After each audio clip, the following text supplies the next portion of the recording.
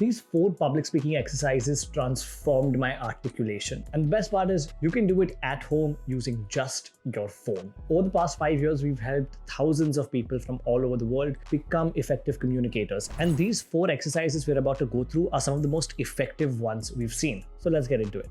The solution to stop blacking out when you're nervous, how to improve your delivery to increase your confidence, and how to combine each of these exercises for better results.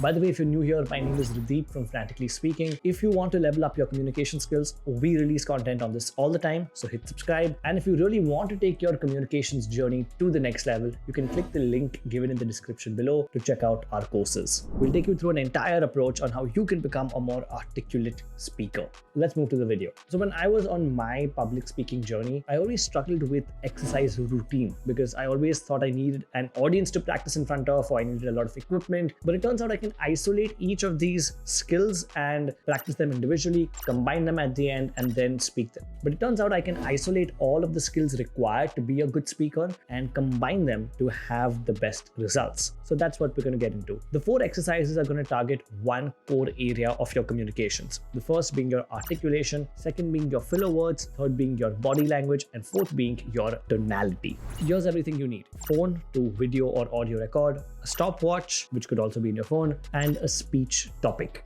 Now, how are you going to get a speech topic? Simply go onto ChatGPT and type, give me a 1-minute speech topic on blank industry, and just put whatever industry you want to talk about. It could be something you're working in or something you're just interested to learn more about. Don't really overthink the topic. The important thing to do is once we have the topic, we need to immediately move on to the next step. The lesser time you have between when you get to know the topic and you start speaking on it should be as low as possible. So before you type your prompt to ChatGPT, make sure you have the other stuff ready. You have your phone, your stopwatch ready next to you as well. Once you decide your topic, you're going to need to know how to speak on it in a structured manner as opposed to just using our instinct. That's where an articulation framework comes into the play, which is the first exercise of the larger routine. This is the articulation exercise where we're going to learn the OREO framework. This framework we've talked about in earlier videos as well. It stands for opinion, reason, experience, and opinion. When you're given a topic, you start by stating your opinion, follow it up with a logical reason, expand on it using an experience, and then conclude with the opinion again. Let's look at an example. If I'm speaking on the topic, how can we encourage a collaborative culture for remote teams? Here's how I can use the OREO framework. Opinion. One great way to encourage collaboration is by creating idea pools, shared spaces where team members can drop their thoughts, suggestions, or solutions at any time. Reason. It gives everyone an open platform to contribute without needing to wait for a meeting or feel pressure to speak up in real time. Experience.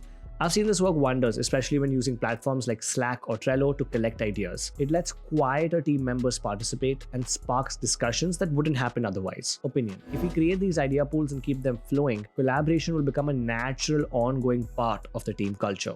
And that's how we can use the OREO framework to speak on almost any topic. When you're speaking, all you want to do is put on your audio recorder and hit the timer. You want to speak for no more than 60 to 90 seconds. Now, once you're done speaking on this topic, we'll move on to the second part, which targets your filler words. All we want to do is simply hear the audio recording we just took and observe if you're using any fillers. If you're not sure what a filler is, it's any word in a sentence that's not required to be there. It could be as simple as an or an or it could be a larger phrase such as you know. When you're hearing the audio recording, try to spot any use of filler words. And the second you come across any one of them, you want to pause the audio recorder, go back to your topic and speak again. This time with the intention to not have any filler words. For example, if I'm speaking and I say, one great way to encourage collaboration is, to have idea pools. Need to stop again. And we need to keep repeating this process. And every time we audio record ourselves on the same topic, probably saying the same words that we've used the previous time, we need to hear it and spot any filler words. If we spot one, we need to re-record ourselves. Eventually, this might take just 1 attempt, 5 attempts, or even 10.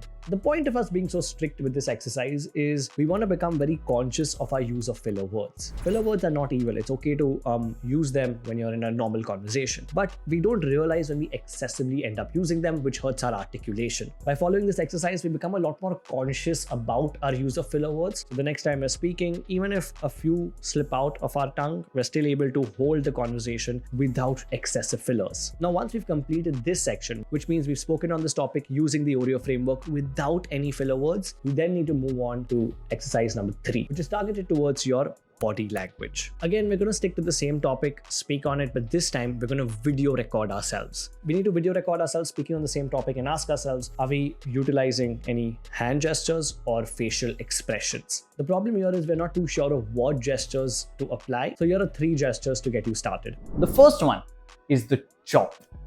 Now the chop is exactly what it sounds like. You take both your arms and you chop them forward. That's about it. The chop is utilized for emphasizing on a particular point. Let's look at some examples. Take this sentence. I love going for hikes. I love going for hikes. I can just tell you that, hey, I love going for hikes. But now imagine I add a chop to highlight the word love. So instead of just saying, I love going for hikes, I can say, I love going for hikes. Notice how my hands did the gesture and ended back into the steeple pose very seamlessly. You don't have to necessarily keep your hands like this. You can also keep them like this. Doesn't really matter. Don't get too caught up in the little technicalities of things. Let's look at another example. This is the final decision. I can just say that this is the final decision. Instead, I can highlight the word final with a chop. This is the final decision.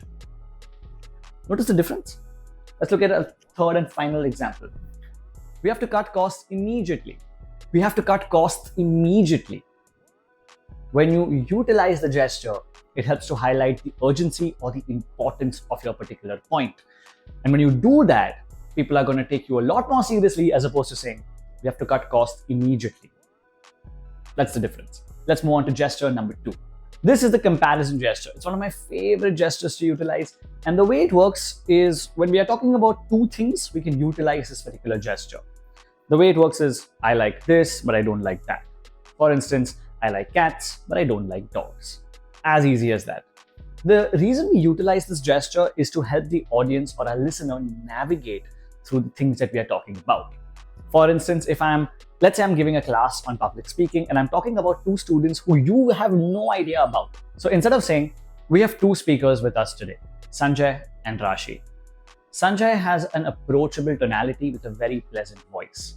Rashi has a powerful presence because of her commanding body language. Instead, I can use the comparison gesture. We have 2 speakers with us today, Sanjay and Rashi. Sanjay has an approachable tonality with a pleasant voice. Rashi has a powerful presence due to her commanding body language. Now what I've done is, I've made Sanjay into this hand and Rashi into this hand, so that when I'm utilizing my gestures, the audience is subconsciously navigating. Okay, when he puts his right hand up, he's talking about Sanjay, left hand up, he's talking about Rashi. And that makes it a little easier for them to comprehend and navigate your speech or presentation without them having to know who Sanjay and Rashi are in the first place. This can apply to technical concepts, it can apply to meetings, interviews, anything. But tend to utilize the gesture this or that. A couple of more examples over here. Today we're going to be addressing the achievements of last year and the challenges of this year. Today we're going to be addressing the achievements of last year and the challenges of this year. One final example. We have 2 points to cover in today's meeting, the budget and its allocation. We have 2 points to cover in today's meeting, the budget and its allocation. That's the comparison gesture. Let's move on to the next one. This gesture is called the sweep, which it works. Imagine you're sweeping something in or out or whatever it is.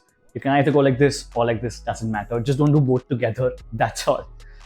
Let's go through some examples. The point of using the sweep is to exaggerate or talk about something of completion. An example, these are the types of questions we get asked way too often. Instead, we can use the sweep. These are the type of questions we get asked way too often. Or these are the type of questions we get asked way too often. Another example, the client does this all the time. The client does this all the time. And the last one, we need to clear the entire room for the guests. We need to clear the entire room for the guests.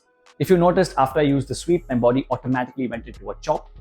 Completely natural. Once you get used to the gestures, your body will start using them much more authentically. Now, once you understand the gestures, you want to try out the speech again, video record yourself while applying these particular gestures. Here's an example of what a paragraph could look like. One great way to encourage collaborations is by creating idea pools. Shared spaces where team members can drop their suggestions, thoughts, or solutions at any time. So we started off with the chop, then moved on to the comparison, and finally the sweep. To extend this down throughout our entire speech so that we can utilize much more purposeful hand gestures. At the same time, with regard to our expressions, all we want to do is add a light smile when we speak so we're not looking too robotic. So we want to first have a sense of what gestures are we going to apply where. By this time, we would have repeated the topic enough times to have a sense of what we're going to speak about, so it's not impromptu anymore. And then we simply need to understand, okay, at this point I can add the chop, at this point I can add the comparison, here's where I can add the sweep. The only thing you need to watch out for is if you're excessively using any particular gesture. A lot of people tend to overuse the chop like this again and again, or they tend to have one monotonous gesture which they keep on utilizing. Try to avoid that and sprinkle in these gestures. When you don't know which gesture to keep, just use the steeple and communicate like this. And the fourth and final exercise is targeted towards your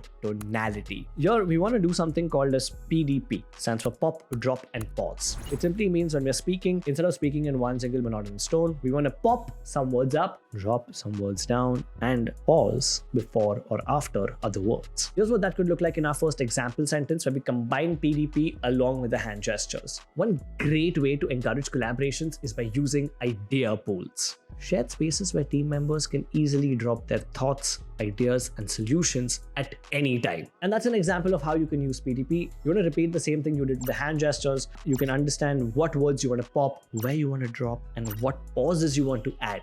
And those are the 4 exercises. The best part is as you keep on proceeding with them, they get combined automatically. The following day, you simply want to take a new topic and repeat the same process. The longer you do it for, the better the results will be. But even if you just do it for 7 days, you'll be able to see results coming in. And by the way, if you want some more frameworks to practice beyond Oreo, you can check out an entire video we've made on different mental models you can apply. You can watch that video right here.